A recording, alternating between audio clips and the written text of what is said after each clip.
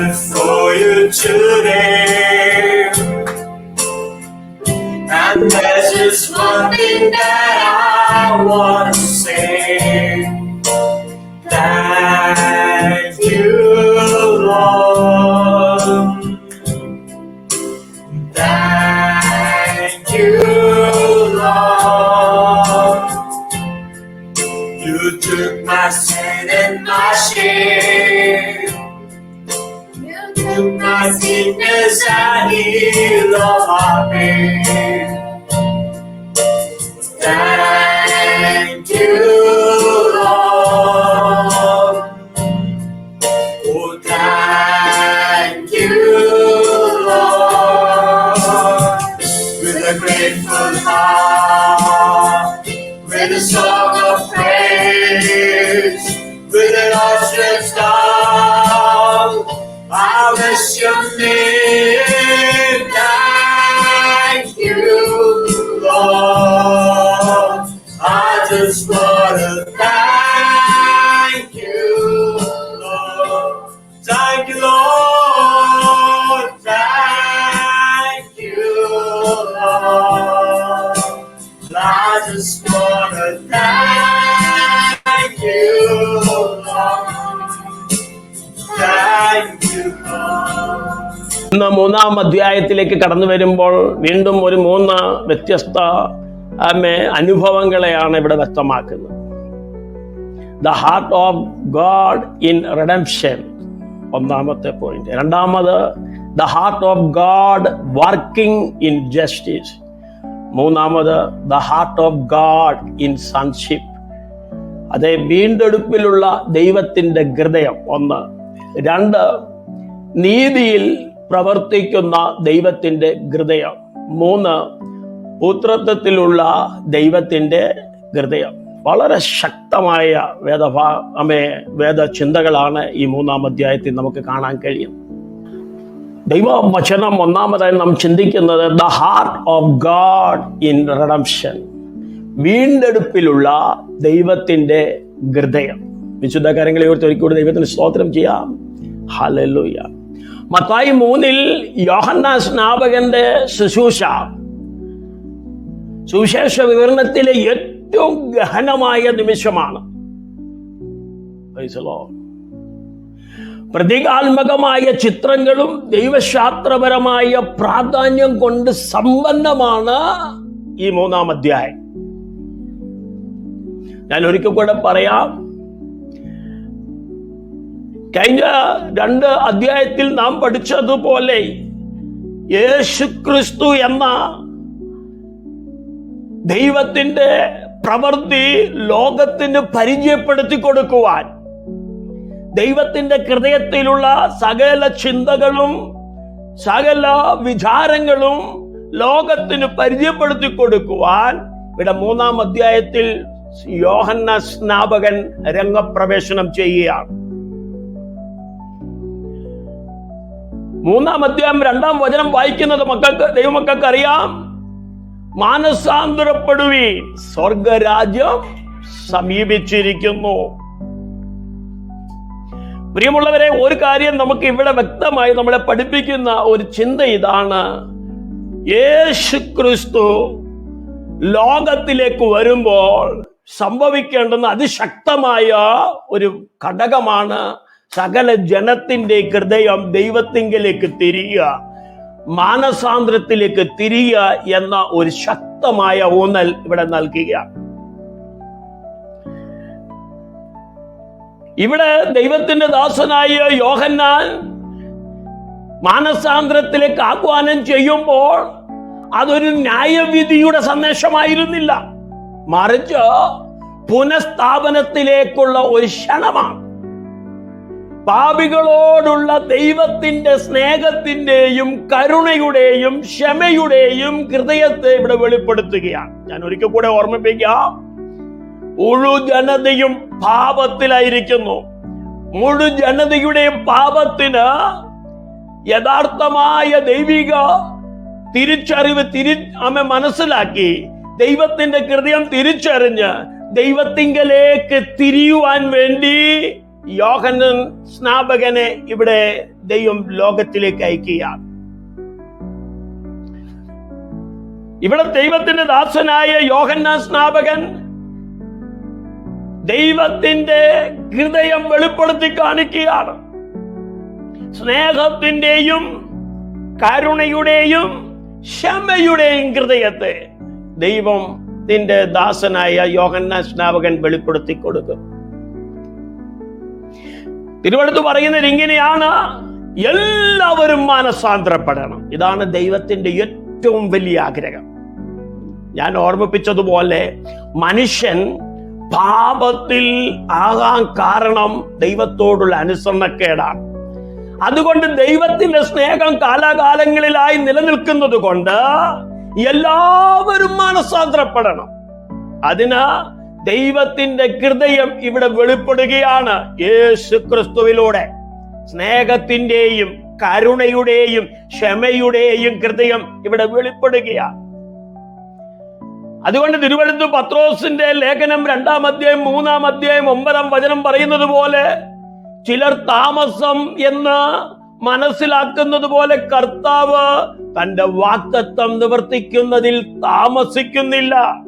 പകരം ആരും നശിച്ചു പോകാതെ എല്ലാവരും മാനസാന്തരപ്പെടണമെന്ന് അവൻ നിശ്ചയിച്ച് നിങ്ങളോട് ദീർഘക്ഷമ കാണിക്കുന്നതേ ഉള്ളൂ. എന്താണ് ഇവിടെ തിരുവെഴുത്ത് പറയുന്നത്? ദൈവം ദീർഘക്ഷമ കാണിക്കുന്നു. എല്ലാവരും മാനസാന്തരപ്പെടണം. അതുകൊണ്ട് കർത്താവിന്റെ വാഗ്ദത്തം താമസിക്കുന്നില്ല. കർത്താവായ യേശു ക്രിസ്തു വീണ്ടും വരുക തന്നെ ചെയ്യും. പക്ഷേ ഒരല്പം കൂടെ താമസിക്കുന്നതിന്റെ കാരണം എന്തെന്നറിയാമോ? ദൈവത്തിന്റെ ദീർഘക്ഷമയാണ്. എന്തിനെ കുറിച്ചുള്ള ദീർഘക്ഷമ? സകല ജനതയും മാനസാന്തരപ്പെടണമെന്നുള്ള ഏക കാഴ്ചപ്പാടിൽ ഈ ദീർഘക്ഷമ നിലനിൽക്കുകയാണ്. Price the Lord.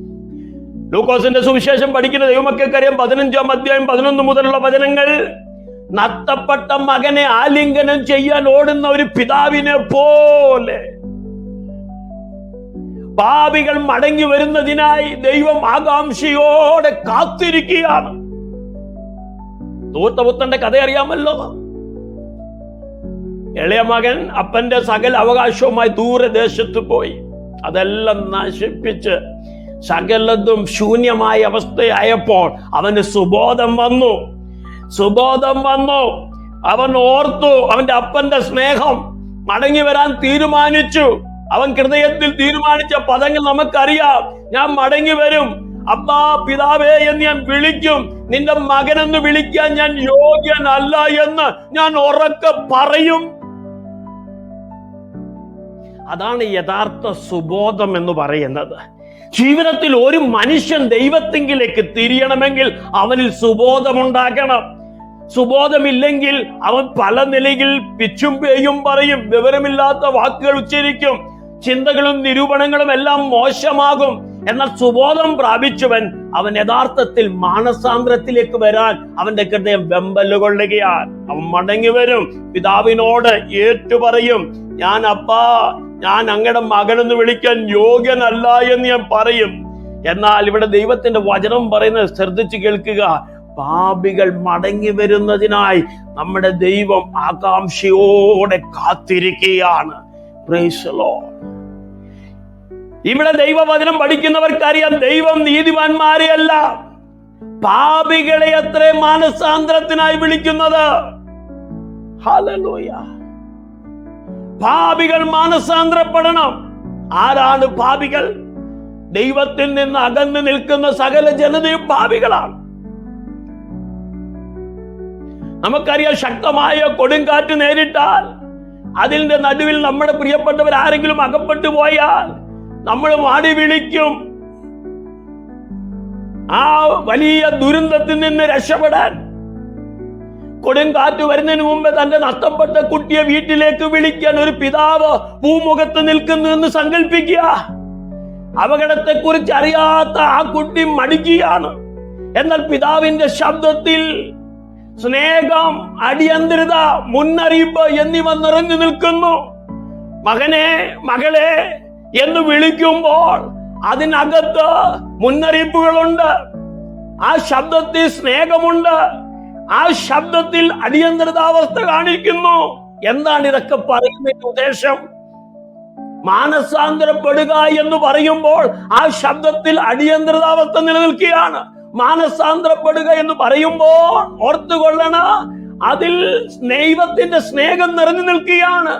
മാനസാന്തരം എന്ന് പറയുമ്പോൾ അതിൽ മുന്നറിയിപ്പ് നിലനിൽക്കുകയാണ്.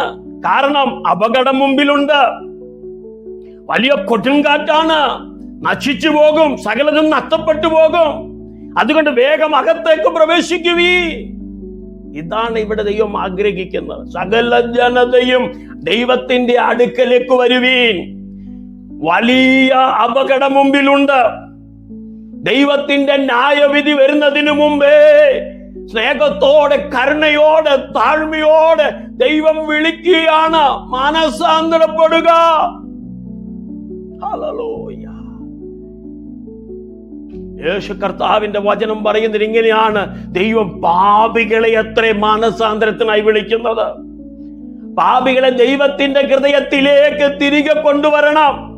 അതിന് ഇവിടെ യോഹന്നാൻ ദൗത്യം ഏറ്റെടുത്തിരിക്കുന്നു.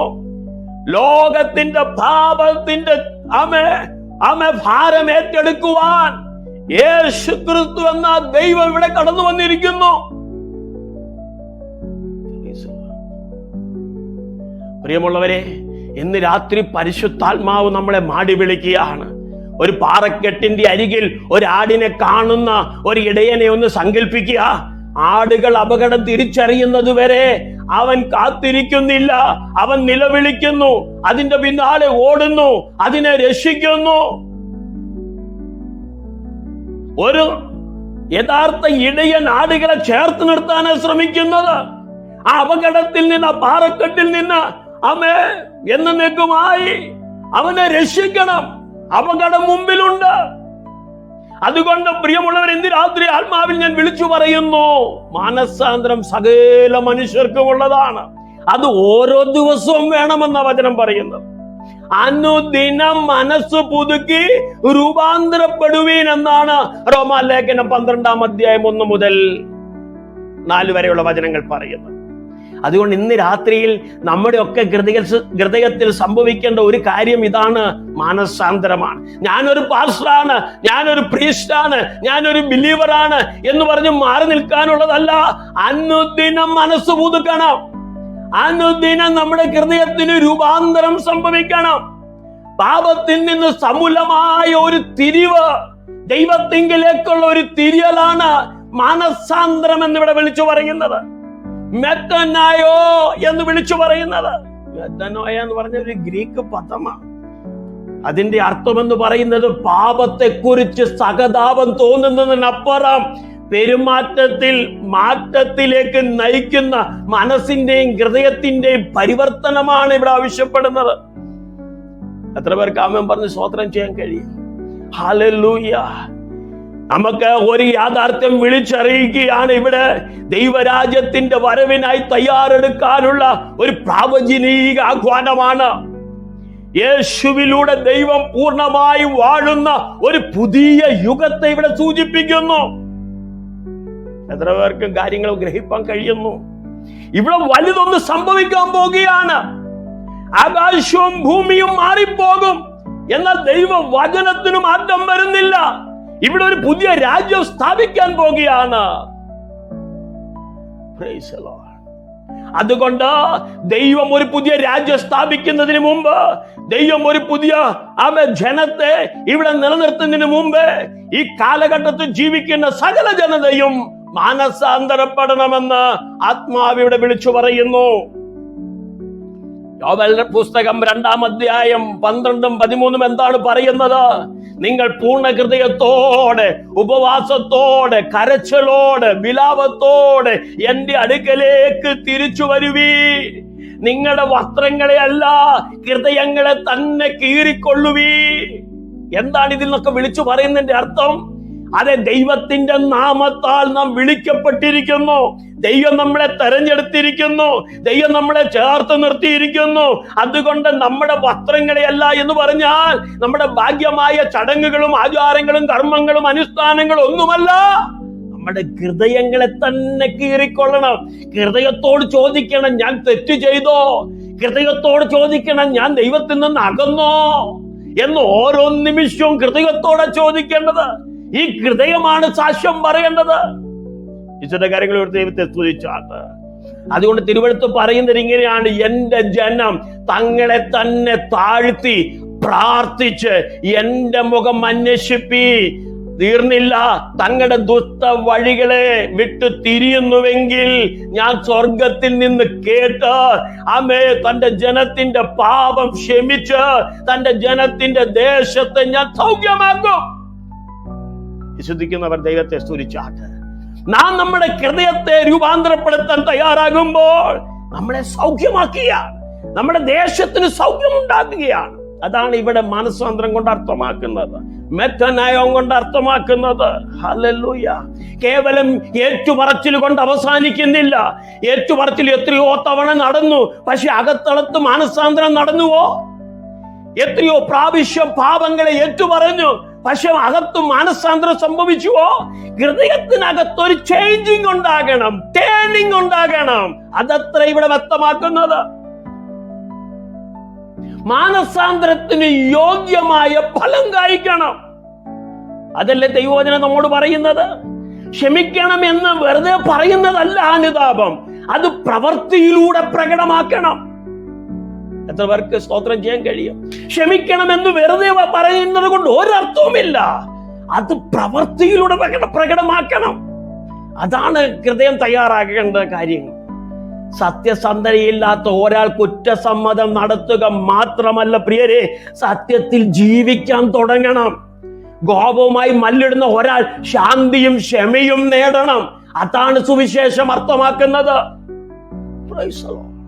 ദാവീദ് രാജാവ് പാപം ചെയ്തു, എന്നാൽ തന്റെ പാപത്തെ കുറിച്ചുള്ള അഗാധമായ ദുഃഖം തന്നെ ഒരു പുതുക്കപ്പെട്ട ഹൃദയത്തിലേക്കും ഒരു പുതുക്കപ്പെട്ട ആത്മാവിലേക്കും നയിക്കുന്നു എന്ന് ഇവിടെ തിരുവെഴുത്ത് ഓർമ്മിപ്പിക്കുകയാണ്. ഹല്ലേലൂയ. അപ്പൊ ഇവിടെ നമ്മൾ മനസ്സിലാക്കേണ്ട ഒരു കാര്യം എന്ന് പറയുന്നത്, യേശുവിലൂടെ മനുഷ്യ ചരിത്രത്തിലേക്ക് കടന്നു വന്ന ദൈവത്തിന്റെ ഭരണത്തെയാണ് സൂചിപ്പിക്കുന്നത്. യോഹന്നാൻ മാനസാന്തരത്തിലേക്കുള്ള ആഹ്വാനം ഇവിടെ ചുരൽ ചുണ്ടുകയാണ്. വ്യക്തിപരമായ നമ്മുടെ ധാർമ്മിക പരിവർത്തനത്തെ കുറിച്ച് മാത്രമല്ല, ക്രിസ്തുവിലൂടെയുള്ള ദൈവത്തിന്റെ അനന്തമായ സാന്നിധ്യത്തിനായി ലോകത്തെ ഒരുക്കുന്നതിനായിട്ട് ഇവിടെ ദൈവവചനം നമ്മളെ മധ്യ ഇടപെടുകയാണ്. സ്വർഗരാജ്യം സമീപിച്ചിരിക്കുന്നു. യേശുവിന്റെ വരവ്, ദൈവരാജ്യം ചരിത്രത്തിലേക്ക് കടന്നു വരുന്നു എന്നുള്ളതാണ്. ഇന്ന് ലോകത്തിലേക്ക് മുഴുവൻ വ്യാപിച്ചുകൊണ്ടിരിക്കുകയാണ് ഈ ദൈവരാജ്യത്തിന്റെ ശക്തി, മാനസാന്തരത്തിന്റെ ശക്തി. മടങ്ങി വരവിലേക്ക് എല്ലാവരും സ്വാഗതം ചെയ്യുകയാണ്, ആഹ്വാനം ചെയ്യുകയാണ്. ഈ 3-ാം അധ്യായം എന്താണ് നമ്മളെ പഠിപ്പിക്കുന്നത്? മാനസാന്തരപ്പെടുവി, തങ്ങളുടെ പാപങ്ങളെ ഏറ്റുപറയുക മാത്രമല്ല, ജീവിതം പ്രവൃത്തിയിൽ വെളിപ്പെടണം. ജീവിതം വിശ്വാസത്തിൽ സമ്പന്നമാക്കിക്കൊണ്ട്, ദൈവത്തോടുള്ള വിശ്വാസം സമ്പന്നമാക്കിക്കൊണ്ട് പ്രവൃത്തി വെളിപ്പെടുത്തണം. പുറപ്പാട് പുസ്തകം പഠിക്കുന്ന ദൈവമക്കൾക്കറിയാം, 19-ാം അധ്യായം 10 മുതൽ 11 വരെ സീനായ് പർവ്വതത്തിൽ ദൈവത്തെ കണ്ടുമുട്ടുന്നതിന് മുമ്പ് ഇസ്രായേലിൽ ഒരുങ്ങുവാനിടയായി.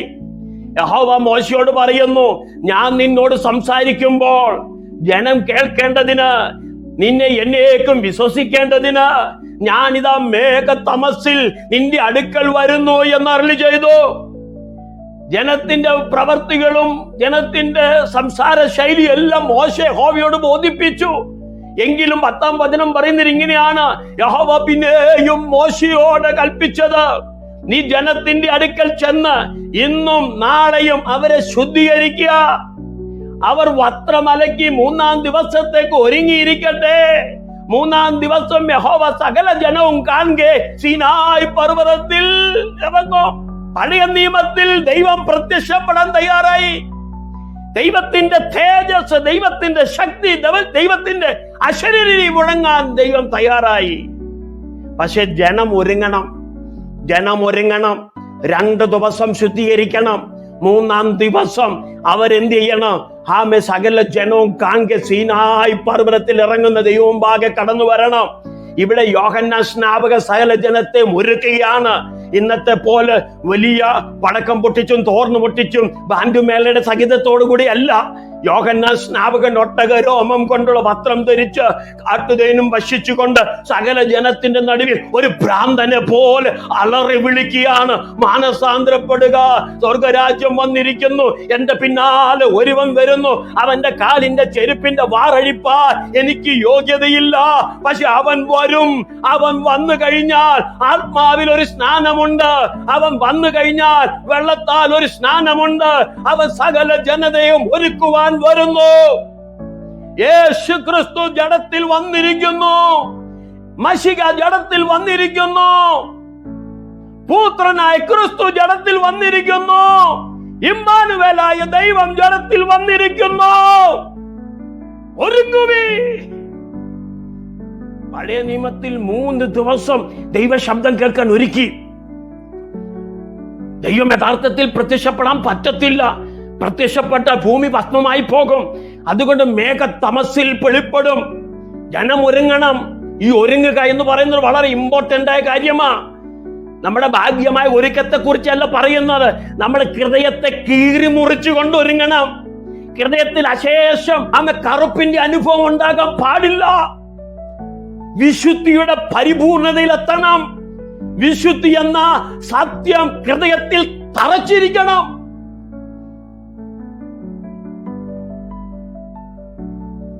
യോഹന്നാന്റെ ശുശ്രൂഷ യെശയ്യാ 40:3 നിവൃത്തിയാണ്. ഒരുത്തൻ വിളിച്ചു പറയുന്ന ശബ്ദം, മരുഭൂമിയിൽ കർത്താവിന് വഴിയൊരുക്കുവീൻ, നിർജ്ജന പ്രദേശത്ത് നമ്മുടെ ദൈവത്തിന് ഒരു പെരുവഴി നിരപ്പാക്കുവീൻ. യോഹന്നാൻ മശികയായിരുന്നില്ല, മറിച്ച് മുന്നോടിയായിരുന്നു. ക്രിസ്തുവിന് വഴിയൊരുക്കുന്ന ഒരു ശബ്ദമായിരുന്നു. വിശ്വസിക്കുന്ന ദൈവത്തെ സ്തുതിച്ചുകൊണ്ടിരുന്ന ആട്ട്. Hallelujah, hallelujah. പുരാതന കാലത്ത് ഒരു രാജാവ് യാത്ര ചെയ്യുമ്പോൾ ദൂതന്മാർ തടസ്സങ്ങളൊക്കെ നീക്കി വഴികൾ ഒരുക്കുന്ന ഒരു ചിത്രമുണ്ട്. അതുപോലെ യോഹന്നാൻ യേശുവിന് വേണ്ടി ആത്മീയമായി അത് ചെയ്തു. യോഹന്നാന്റെ പങ്ക് ആത്മീയ പാതയിലൂടെ സഞ്ചരിക്കുക എന്നതാണ്. ആളുകളെ, ഹൃദയങ്ങളെ യേശുവിനായി ശുദ്ധീകരിക്കുക എന്നതാണ് യോഹന്നാൻ സ്നാപകൻ ചെയ്തത്. മലാക്കി 3:1 പറയുന്നത് പോലെ യോഹന്നാന്റെ വരവിനെ കുറിച്ച് മുൻകൂട്ടി അവിടെ പ്രസ്താവിച്ചിട്ടുണ്ട്. ഇതാ ഞാൻ എന്റെ ദൂതനെ അയക്കുന്നു, അവൻ എനിക്ക് മുമ്പായി വഴിയൊരുക്കും. ദൈവത്തിന്റെ വാഗ്ദത്ത രക്ഷ, ദൈവത്തിന്റെ വാഗ്ദത്ത രക്ഷ ഇപ്പോൾ വരുന്നു. അതിന്റെ വരവിനെ സൂചിപ്പിക്കുന്ന ദൂതനാണ് യോഹന്നാൻ. വാസ്തവത്തിൽ യോഹന്നാന്റെ ജീവിതശൈലി ഒന്ന് ശ്രദ്ധിക്കണം. മത്തായി 3:4 അത് വ്യക്തമാക്കുന്നുണ്ട്. അവന്റെ രൂപവും അവന്റെ ഭക്ഷണക്രമവും എല്ലാം ഒട്ടകരോമം, തുകൽ, അരപ്പട്ടയം പ്രവാചകനായി ഏലിയെ അനുസ്മരിക്കുകയാണ്. 2 രാജാക്കന്മാർ 1:8 ഏലിയായി. യോഹന്നാൻ ഏലിയയുടെ ആത്മാവിനാലും ശക്തിയാലുമാണെന്ന് സൂചിപ്പിക്കുന്നു. മലാക്കി 4:5-6 ഇത് പ്രവചനത്തിന്റെ നിവൃത്തിയാണ്. ഏലിയ കർത്താവിന്റെ ദിവസത്തിന് മുമ്പേ മടങ്ങി വരുമെന്ന് അദ്ദേഹം പറയുന്നു. വെട്ടുക്കിളിയും കാട്ടുതേനും അടങ്ങി അദ്ദേഹത്തിന്റെ ഭക്ഷണക്രമം, അദ്ദേഹത്തിന്റെ സന്യാസ ജീവിത ശൈലിയാണ് പ്രിയരെ സൂചിപ്പിക്കുന്നത്. ദൈവത്തിന്റെ സന്ദേശത്തിൽ ശ്രദ്ധ കേന്ദ്രീകരിക്കുന്നതിനായി ലൗകിക ആഡംബരങ്ങളിൽ നിന്ന് വേർപെട്ട അദ്ദേഹത്തെ ഒരു പ്രവാചക ഭംഗിനെ അവിടെ ശക്തിപ്പെടുത്തുകയാണ്.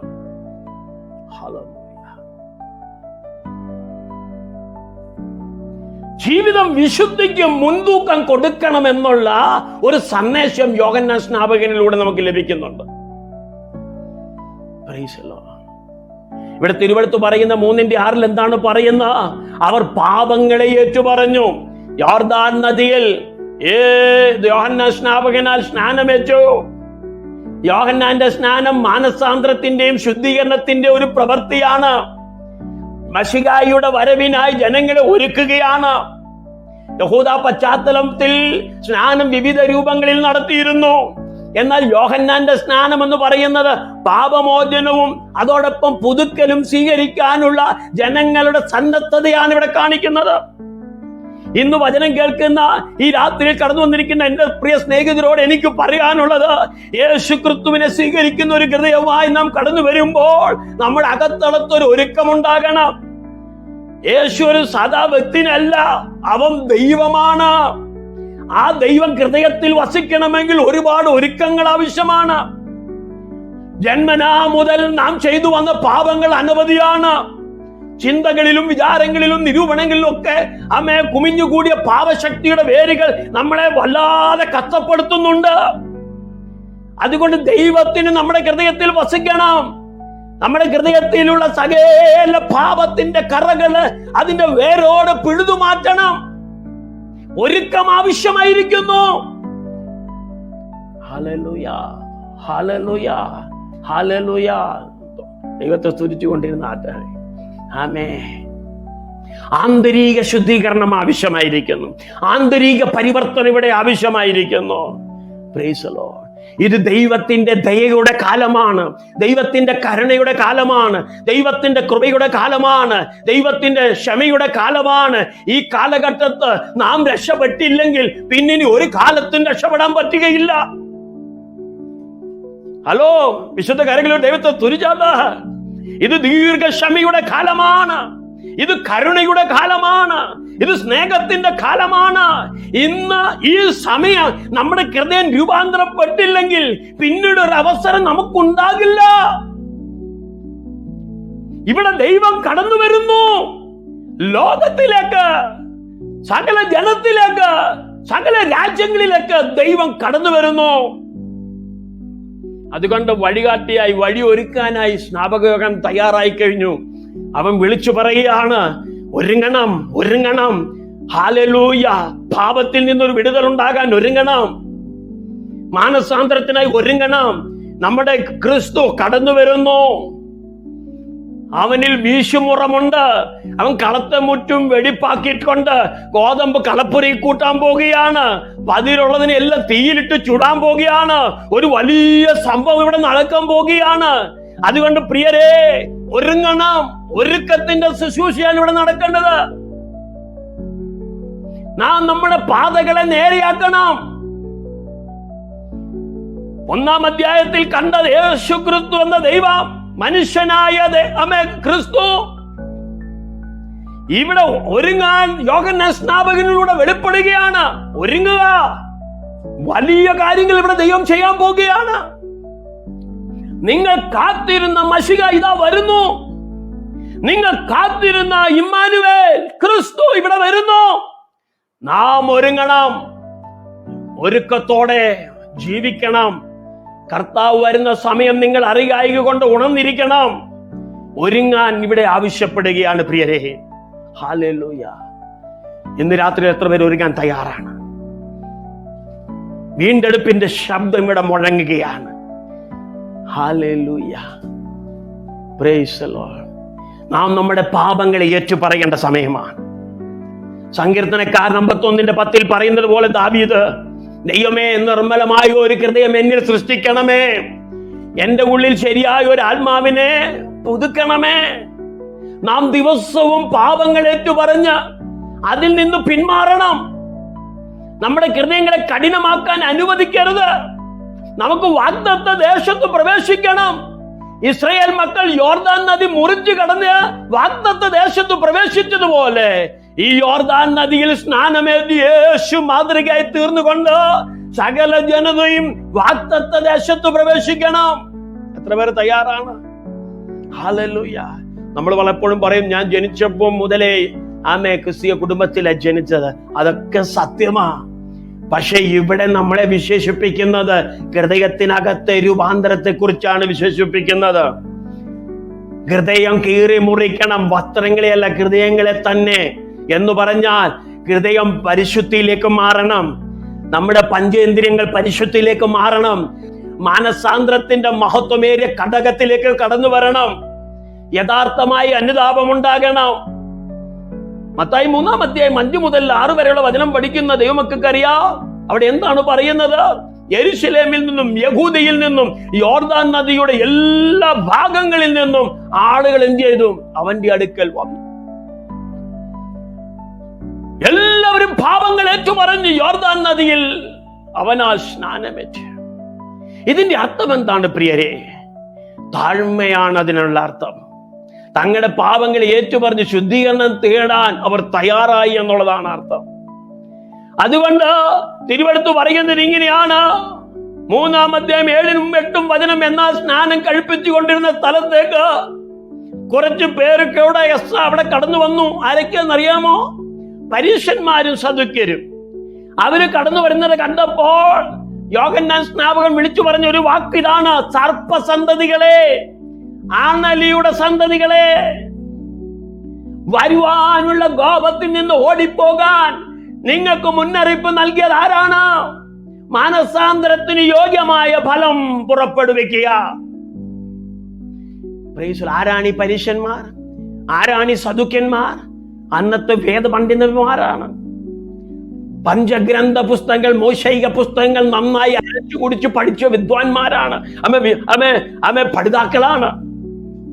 അവരോട് മത്സരിച്ച് നിൽക്കാൻ നമുക്ക് പറ്റത്തില്ല. സാധാരണക്കാർക്ക് അത്രയ്ക്ക് മതഭ്രാന്ത് പിടിച്ചവന്മാരാണ് അവർ. നമ്മളൊക്കെ മത്തായിയും മർക്കോസും ഒക്കെ എത്രയോ നാളുകൾക്ക് ശേഷം കയ്യിലുണ്ടെങ്കിലും വായിച്ച ചരിത്രം നമ്മളിൽ പലർക്കും ഇല്ല. 66 പുസ്തകങ്ങൾ നമ്മുടെ കയ്യിലുണ്ടെങ്കിൽ ഇതൊന്നും എല്ലായിടത്തും എത്തിച്ചേരുവാനോ നമ്മുടെ ആയുസ്സിൽ പലർക്കും കഴിഞ്ഞിട്ടില്ല. എന്നാൽ ഇവരെ സംബന്ധിച്ചിടത്തോളം 12 വയസ്സിനുള്ളിൽ ഇവരിത് മൊത്തം പഠിച്ചിരിക്കും. മോശൈക നിയമം മുഴുവൻ പഠിച്ചിരിക്കും 12 വയസ്സിനുള്ളിൽ. അതുകൊണ്ട് ഇവരോട് വാദിച്ചും തർക്കിച്ചും ജയിക്കാൻ ഭയങ്കര ബുദ്ധിമുട്ട്. അത്രയ്ക്ക് മതഭ്രാന്ത് പിടിച്ചവന്മാരാണ് പരീശന്മാരും സദുക്യരും. അവർ മത നേതാക്കളാണ്.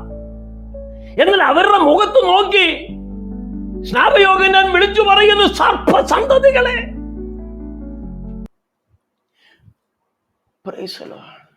വരുവാനുള്ള കോപത്തിൽ നിന്ന് ഓടി രക്ഷപ്പെടണം. അത് രക്ഷപ്പെടാതിരിക്കാൻ തക്കണം നിങ്ങൾ ഇങ്ങനെ അകന്നു നിൽക്കുന്നത് എന്ത്?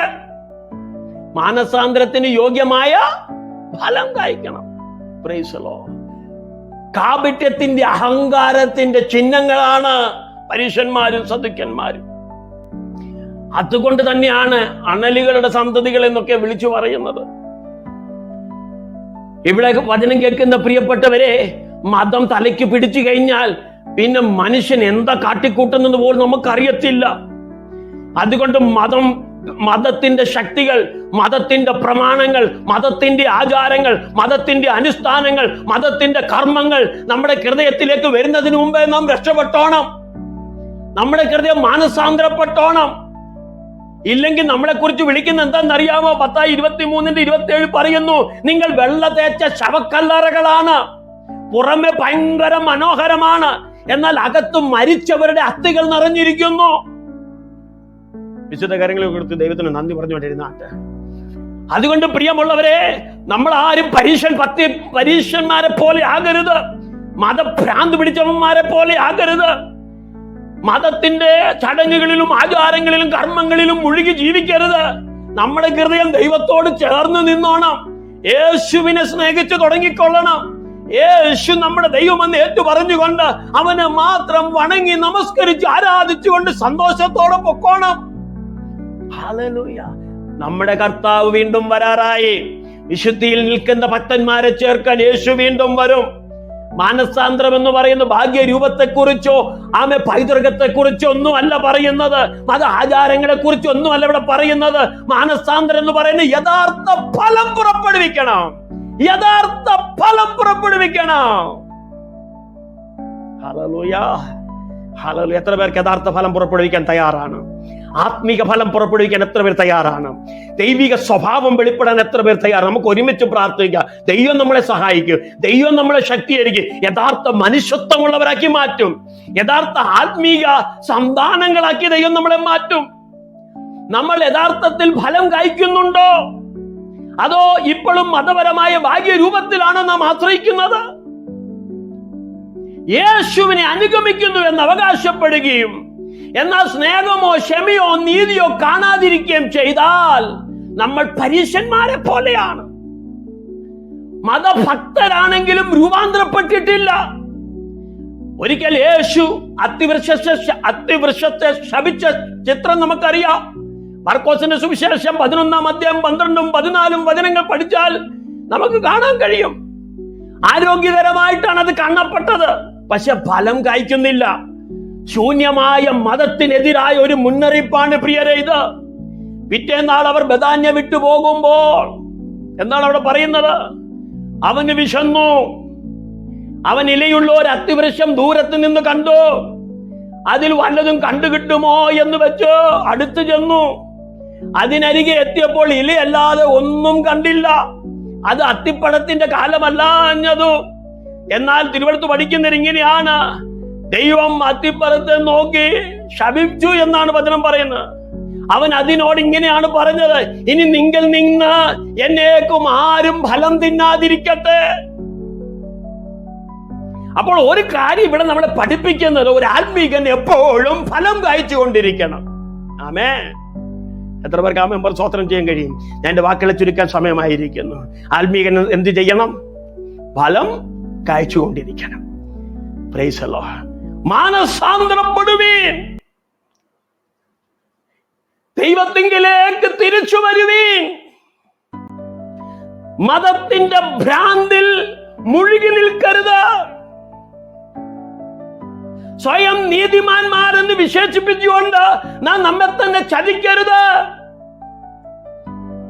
പരീശന്മാരെ പോലെ സദുക്യരെ പോലെ കപട ഭക്തിക്കാരായി മാറരുത്.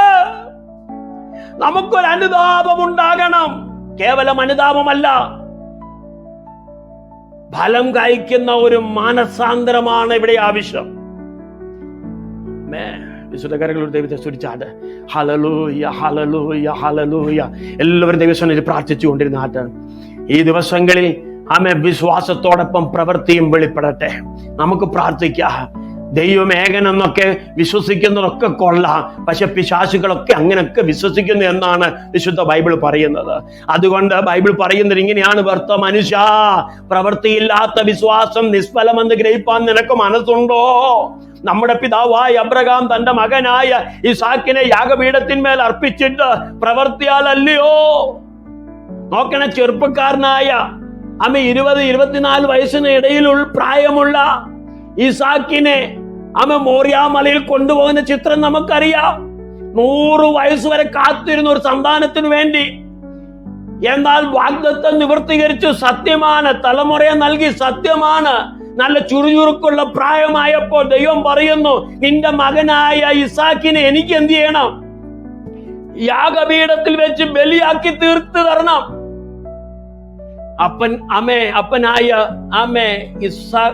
അബ്രഹാം കണ്ണുമടച്ചത് വിശ്വസിക്കുക മാത്രമാണ് ചെയ്തത്, പ്രവൃത്തിയും ചെയ്തു.